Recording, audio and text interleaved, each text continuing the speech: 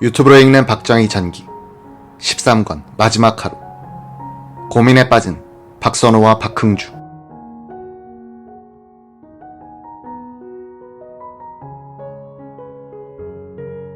궁정동의 정보부 안가 책임자인 박선호는 이날 김재규의 암살 지령을 충직하게 수행하는 과정에서 세 부하 이기주, 유성옥, 김태원을 끌어들여 결국은 저승으로 함께 데리고 가는 사람이 됐다.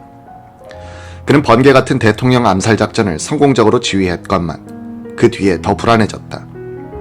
그는 오로지 육군 참모총장과 함께 나간 김재규가 쿠데타에 성공하고 오기를 빌 뿐이었다. 박선호는 이기주와 김태원이 나동으로 들어간 뒤 총성이 나는 것을 들으면서 신관 2층 자신의 사무실로 돌아왔다. 식당 관리인 남효주가 따라 들어왔다. 어떻게 되는 겁니까? 일은 크게 벌어졌다.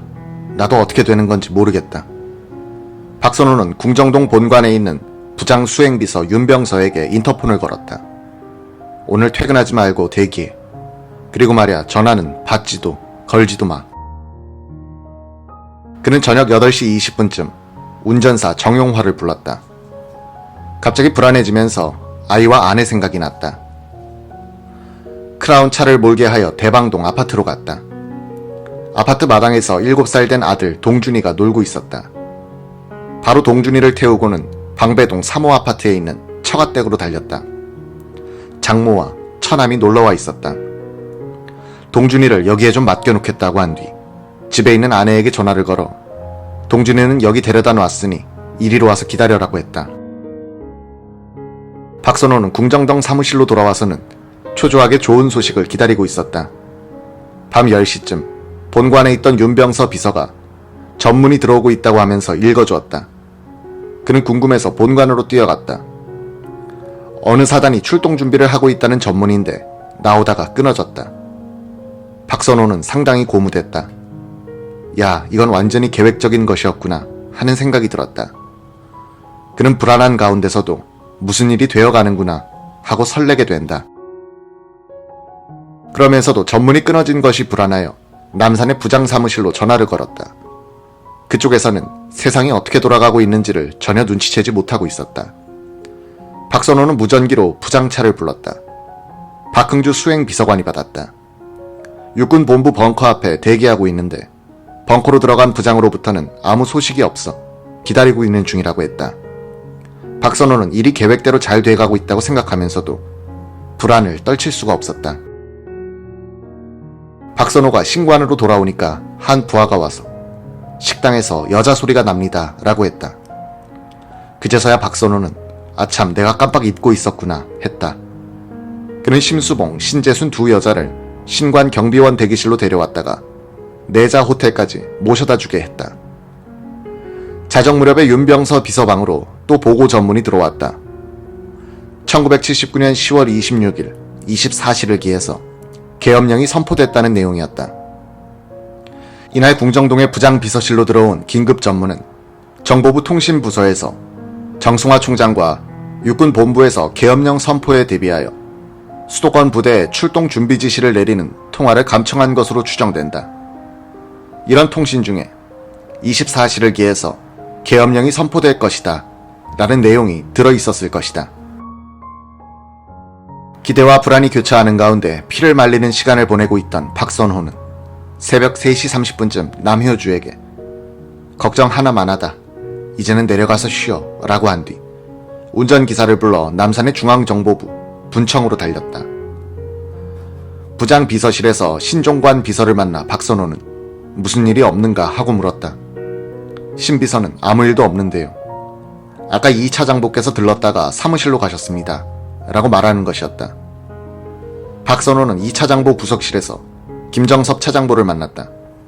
그는 인상을 잔뜩 찌푸리더니 대뜸 거기서 무슨 일이 있었나 하고 질책하듯 묻는 것이었다. 박선호는 모르겠습니다 하고 적당히 얼버무렸다. 김 차장보의 표정을 보니 냉정하게 굳어 있었다. 박 과장을 상대도 하기 싫다는 표정이었다. 그는 비서실로 돌아와서 의자에 앉아 생각하니 아무래도 사태가 불리하게 돌아간다는 판단이 섰다. 새벽 5시에 라디오로 대통령 유고와 비상계엄령 선포 소식이 흘러나왔다. 아침 6시. 그는 처가로 떠났다. 장모, 처남이 잠을 자지 않고 기다리고 있었다. 박선호는 내가 사람을 죽였다. 도저히 살 수가 없는 입장이다. 자결하겠다 라고 말했다. 장모와 처남이 일제히 무슨 일이냐고 물었다. 이따가 뉴스를 들어보면 알 거야. 가족들은 자결이 웬 말이냐고 울고불고 했다. 박선호는 유언처럼 당부할 말을 남기고는 아침 8시에 궁정동 사무실로 돌아왔다. 그는 이기주를 불러서 상황을 물었다. 계엄군이 국군 서울지구병원에서 유성옥을 데리고 와서 나동을 조사하고 갔고 지금 병력이 그곳을 경비하고 있다고 보고했다. 오전 11시 정보부 감찰실로부터 찾는다는 연락이 왔다. 감찰과장실에 가니 과장은 식사하러 나가고 없었다. 기다리고 있는데 과장이 들어오면서 계엄사에서 당신을 찾고 있다고 했다.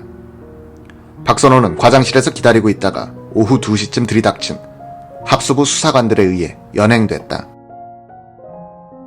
김재규가 이날의 거사를 아무런 사전 포석 없이 일으켰음을 알게 해주는 것은 그의 경호를 책임진 정보부 비서실 안전과 1조장 김인수 육군대위와 안전과장 장윤수의 행적이다. 이날 부장 경호 책임자인 김대위는 조원 3명과 함께 효자동의 2층 당구장에서 당구를 치고 있다가 남산 분청 경호상황실로부터 무전을 받았다. 1호차가 5분 전에 떠났으니 빨리 수행하라. 이때가 밤 8시였다. 김대위는 부장이 안가에서 행사를 마치고 장충동의 공간으로 귀가하는 중이라고 생각했다. 경호차를 세게 몰아 장충동까지 갔으나 부장차를 볼 수가 없었다.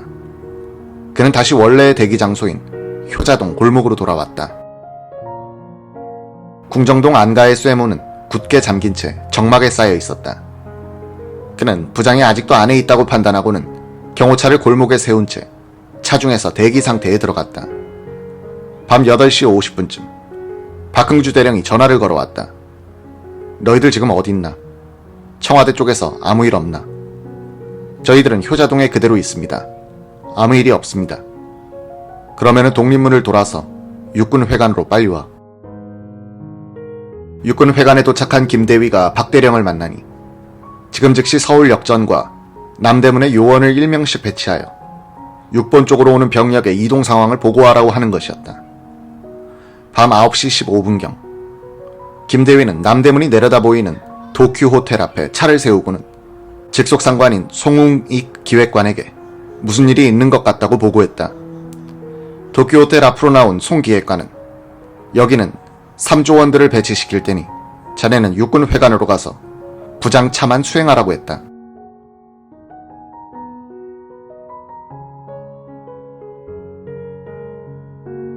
정보부장 김재규의 경호 책임자인 장윤수 안전과장은 해병 간부 후보 18기 출신의 예비역 대령.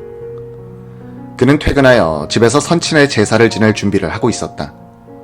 밤 8시 50분쯤 안전원 홍성수가 전화를 걸어왔다. 궁정동에서 총성이 났다는 보고가 있습니다. 좀 더 자세히 알아봐. 밤 9시 10분쯤 홍성수가 다시 전화를 걸어와 궁정동에 전화를 걸어 확인해 봤는데 별일이 없다고 합니다. 라고 했다. 장 과장은 중앙청 근방의 부장 경호차 안에 있던 1조장인 김인수 대위에게 전화를 걸어 이상 없나 하고 물었다. 별일 없다는 것이었다. 전화기를 놓자마자 기획관 송웅익이 전화를 걸어왔다. 과장님, 궁정동 지역에서 총성이 있었다고 하고 데모가 벌어진 것 같기도 합니다. 지금 도쿄 호텔로 좀 나와주십시오. 정신이 번쩍 든 장 과장이 부랴부랴 집을 나서 도쿄 호텔 앞에 도착한 것은 밤 10시 10분쯤이었다. 송웅익이 무전기, 권총, 기관단총을 자신에게 하나씩 건네주면서 박흥주 비서관의 지시에 따라 도쿄 호텔과 서울역에 안전원 1명씩을 배치하고 군부대의 이동 사항을 감시하고 있다고 보고했다. 그 길로 장 과장은 남산으로 가서 비서실장 김갑수 준장방에 들렀다. 김 실장은 아무 상황이 없다고 태평이었다. 장 과장이 자신의 사무실로 내려와 있는데 송웅익이 다시 전화를 걸어왔다. 육군회관 앞에서 대기하고 있다는 것이었다. 밤 10시 25분쯤 장 과장은 육군회관에 도착하여 정보부장 수행비서관 박홍주를 만나서 어떻게 된 일인가 라고 물었다. 박 과장은 데모 사항인 것 같은데 하면서 그 이상은 나도 모르겠다고 얼버무렸다. 밤 10시 30분쯤 정보부장 차가 국방부로 옮기는 것을 따라갔다.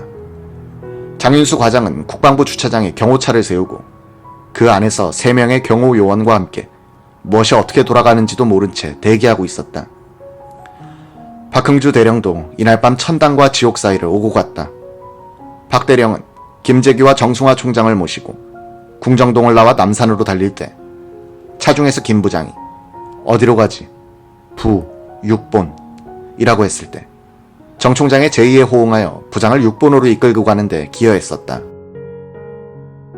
그때까지만 해도 박 대령은 부장과 총장이 미리 이야기가 다 되어 있다고 오해하고 있었다. 육본에 와보니 그게 아니구나 라는 판단을 하게 됐다.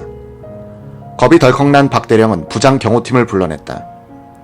그러면서도 자신은 육본 벙커에서 국방부로 옮겨가 부장과 가까운 곳에 위치하려고 했었다. 장관 부속실에 앉아있을 때 한 장교가 큰 소리로 국무위원을 수행하고 온 사람들은 전부 나가주십시오 라고 했다. 복도에서 서성거리던 그는 총리와 국방장관 등이 국군 서울지구병원으로 갔다는 이야기를 듣고 장관실로 들어가려다가 제지당했다.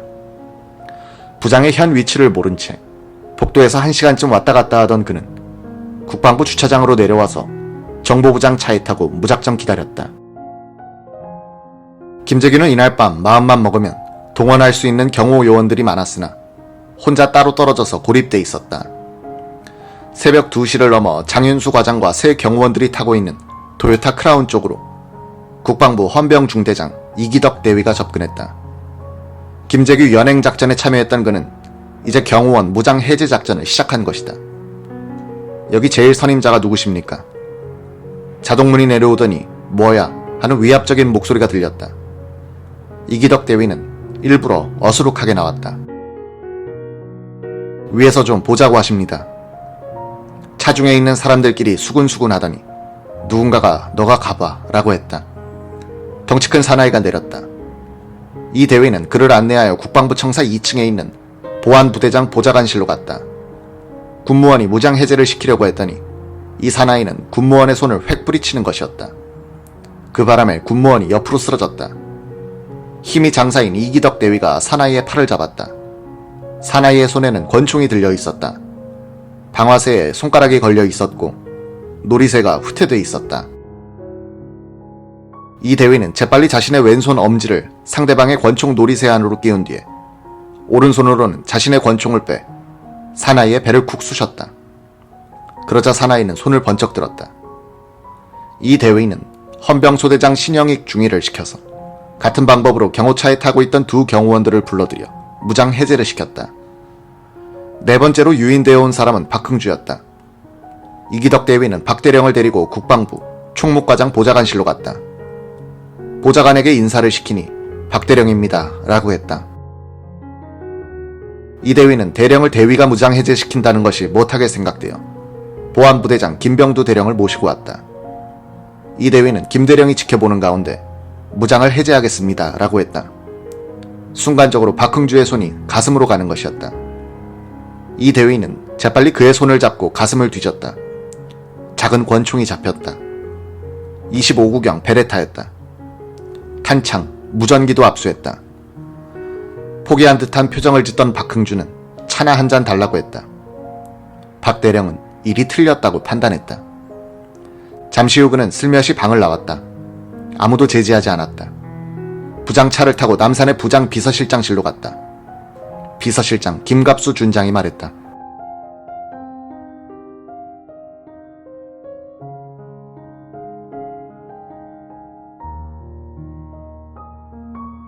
전두환 장군이 박 비서관을 육군 본부 벙커로 보내라더군. 박흥주가 사라진 것을 뒤늦게 한 보안사에 비상이 걸린 것이었다. 알겠습니다. 부장의 행선지가 궁금하시겠지만 저도 모르겠습니다. 부장이 혹시 저를 찾으실지 모르니 나가 있겠습니다. 박 대령은 남산 정보부 청사를 나와 다시 부장차에 올랐다. 어디로 갑니까? 운전사 유석문이 물었다. 남산 순환도로로 가세. 순환도로를 거쳐 한남동의 한적한 주택가로 갔다. 큰 집들 사이에 차를 세운 뒤에 1시간 반쯤 눈을 감고 쉬었다. 심경이 찹찹하여 잠시라도 마음을 달래기 위하여 그랬다는 것이다. 새벽 4시 30분쯤 그는 다시 금호동으로 차를 몰게 했다. 박흥주 대령의 집은 차가 들어갈 수도 없는 언덕배기에 있었다. 언덕 밑에 차를 세우고 눈을 감고 이런저런 생각을 하던 박흥주는 한 500m를 단숨에 뛰어 올라갔다. 대문을 두드렸다. 아내가 나왔다.